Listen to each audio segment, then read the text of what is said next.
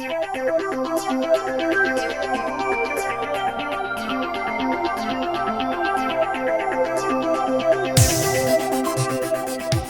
today I'm going to show you how to make this fantastic 6x6 easel card using the Vintage Motors double CD collection. Isn't that fun? All vintage, including somewhere for you to sign who made it. So let's go ahead and get started. So before we get on and make the card base, I just wanted to show you the sheets that I've printed off from the CD that that make up all the elements for that easel card that I showed you. Now on the CD there are 6x6 and A5 card making sets, but this is a 6x6 easel card set as well. So we've created all the panels for the card, so you don't have to measure anything. Now you have a choice of sentiments. You've got Happy Father's Day, Get Well Soon, Happy Birthday, Happy Retirement and Just With Love, but there's also a blank one if you want to put on a little peel off for yourself.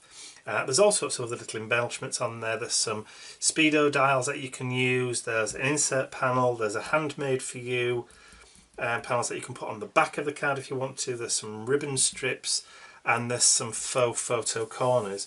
So I'm going to be cutting all these pieces up, or cutting them all out in a little while, but before I do that I'm also going to show you just a couple of the sheets from one of the backing papers that are also included on the CD. Now this is a photo montage or a photo collage of all the different vintage motors that we have on that CD. So that's a full colour like collage sheet that's included on the CD, but also the same kind of sheet with the same pattern and design is in different, what I call monotone colours too. So they're all colour coordinating with all of the kits. Now I've printed the sepia toned one that goes with the sepia tone maps that are included on the kit, on this easel card kit. So I'm probably going to be using these for some of the background, may use them for some of the background, but then again I may not. I may just put them to one side and keep them for later. Okay, so I'm going to go ahead and show you how to put an easel card, a 6x6 easel card base together. So to make sure that all my colour panels really do stand out and pop, I've decided that I'm going to make my easel card base from black cardstock. So all I'm going to do is just quickly show you how I'm going to do that to put the two pieces together to make the card base. Now I have that trimmer. Now all I'm going to do is to cut this A4 piece of black cardstock. This is our midnight black cardstock that we sell on our website, and I'm going to trim that down at 148mm portrait, so tall, like so, and then put that to one side. That's going to give us our 6x6 card base, but I also need a third piece or second piece, which I'm going to cut at exactly the same size. So 148, but I need a panel 148 by 148, so I'm going to cut that in half too. Now I'm going to keep that to one side because you could use that for matting and layering onto your other, or some of the other elements, which I may do in a little while. And that's basically it. And put the trimmer away.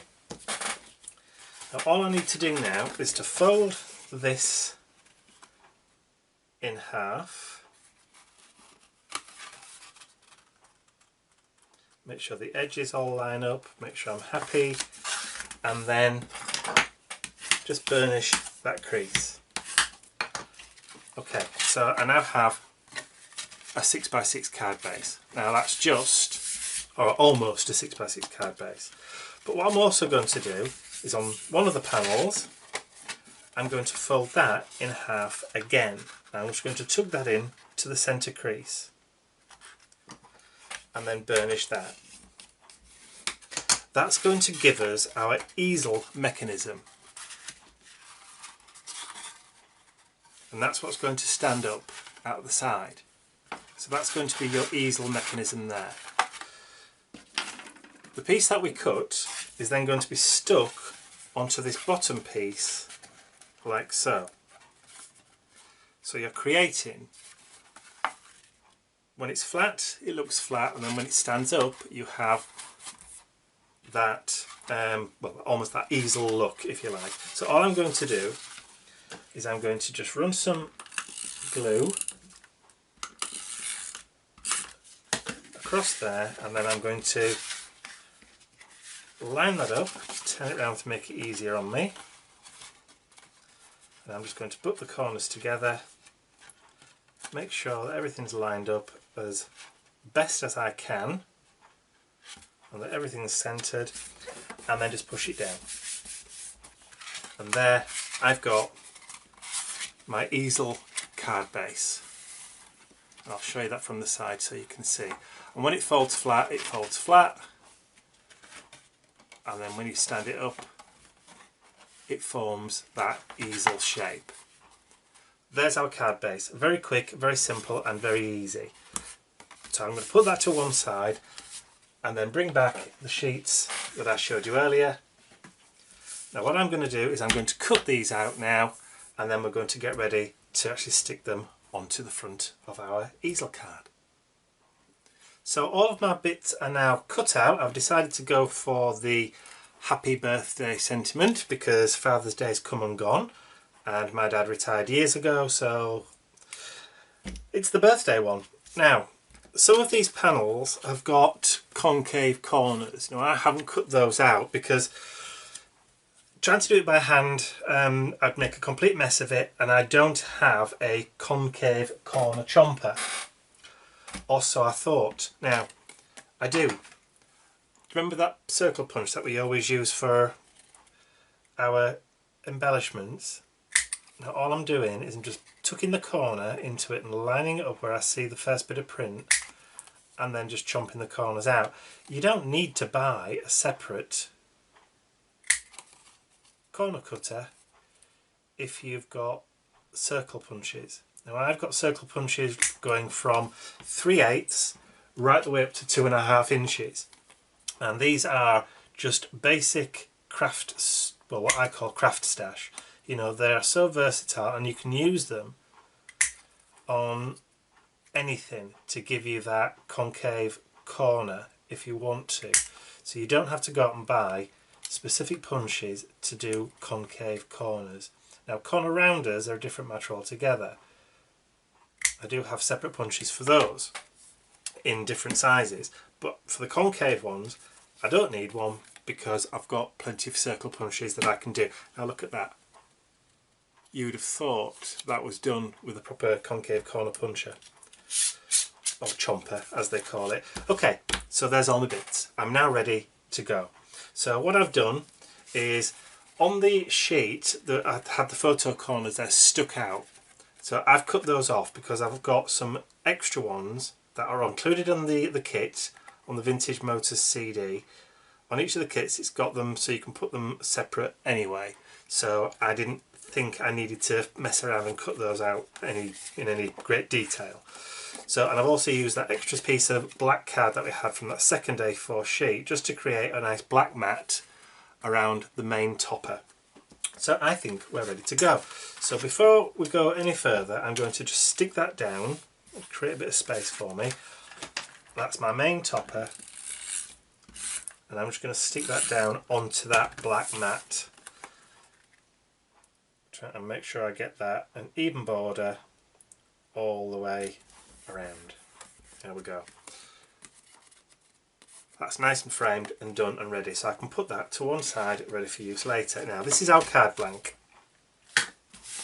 and from the sheet that we printed out from the Vintage Motors CD you'll notice that there's only a panel on half of it. Now that's because that goes on the inside of the card, so that when it's done as an easel that's visible. And then when it's closed, it's completely closed up. So there's an area at the top that just has the brown paper effect, but when the easel card's open you have that nice panel which is already prepared for you to go on. So all I'm going to do for that is again just stick that straight down onto the inside. Now the panels that are on the sheet are exactly 6x6.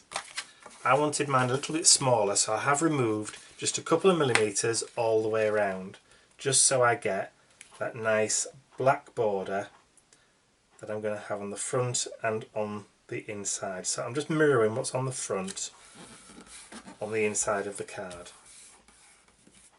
There. So again, this is one of the vintage maps that was on the kit, and again this was exactly the size to fill the front of the card, but I wanted that black border, so I've removed just a few millimeters from either side just to give us that nice black border all the way around. So let's stick that one back on.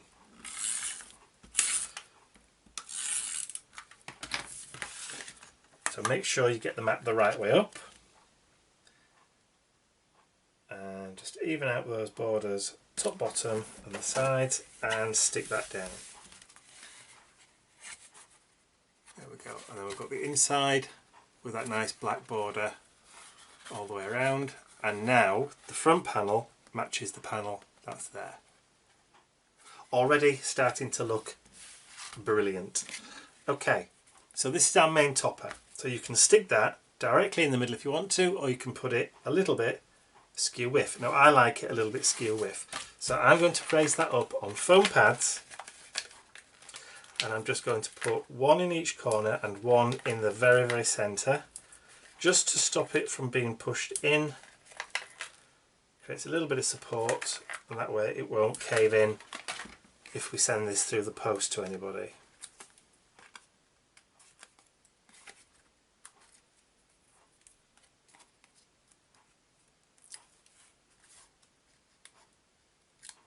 Okay, so we could stick that down just like that, but I don't want to just yet. I'm just going to pop that to one side. Now, on the kit for the easel cards, you've got some little paper ribbon strips. They have got the little faux stitching on them too. Now I think that would look quite nice if I just put one strip across the top and one strip across the bottom. Whoops.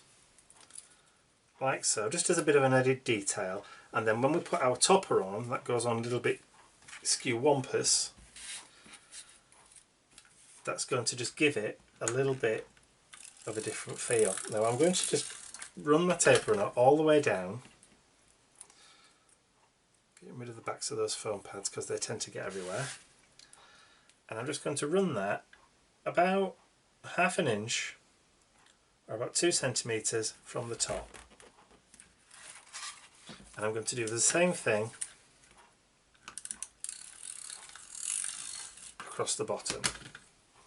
Again, about 2 centimeters right the way across. And then just take my scissors and just trim those bits off that we're not going to need. Or you could have cut those off first if you wanted to, just measured it at 1/4/8. But to be honest, this is just as easy. Modifications on the fly. There we go. So let's get rid of those two bits.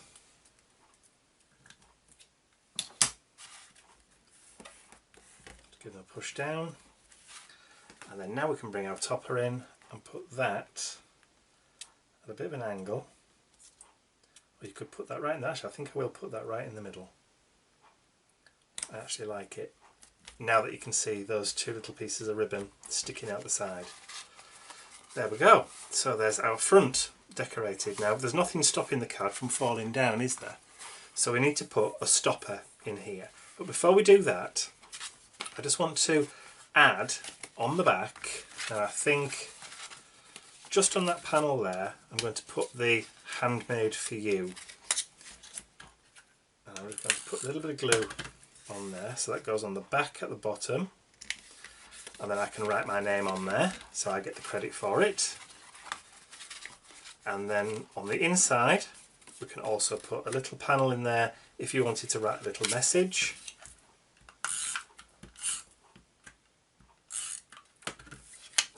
So that can also, but you can also put that there if you want to. Actually, I think I will put it there. Just like that. Just like that. A bit Tommy Cooper there, isn't it? So now we've got that on the back. And then we've now got a little panel that we can do a little bit of writing on. But again, we still need to finish off our little stoppers. So for that, I've punched out two of the speedometer and the mileometer if you want, but I've punched those out using a 1.5 circle punch. Now they do fit, they are compatible with a 1.5 circle punch, but I've also cut a 1 3/4 circle. Was it 1 3/4? I think it was 1 3/4 out of the spare black card that we did down the side when we made our 6x6.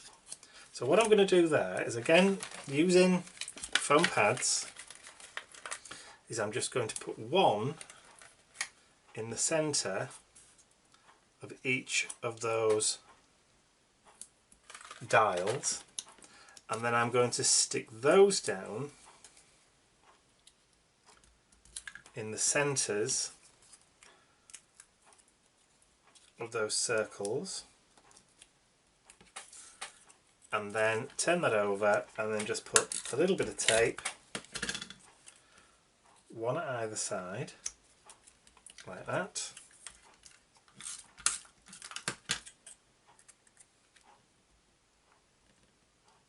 Like so. Now I think I'm going to lift that one up and just move that over a little bit because I didn't push it down too hard. And then our sentiment can then fit in between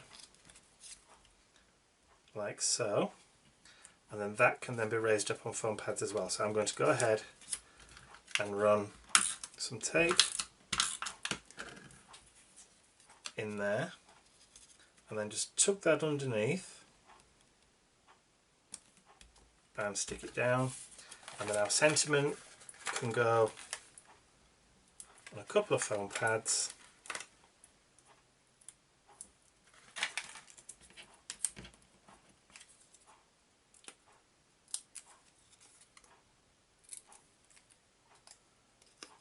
and that can sit right smack in the middle of that little cartouche. Now we have somewhere for our card to rest. So that's now going to stay upright and then fall flat when we post it, and then it's going to have somewhere to rest on there. Cool. One last thing, we just need to add those faux photo corners. So all I'm going to do is actually put a little bit of tape on each of those two corners, and then I'm just going to stick those on in line with the image. Doesn't want to lift up. Again, in line with the one on the image, and there, it actually looks like it's stuck on with a couple of photo corners. So there you go.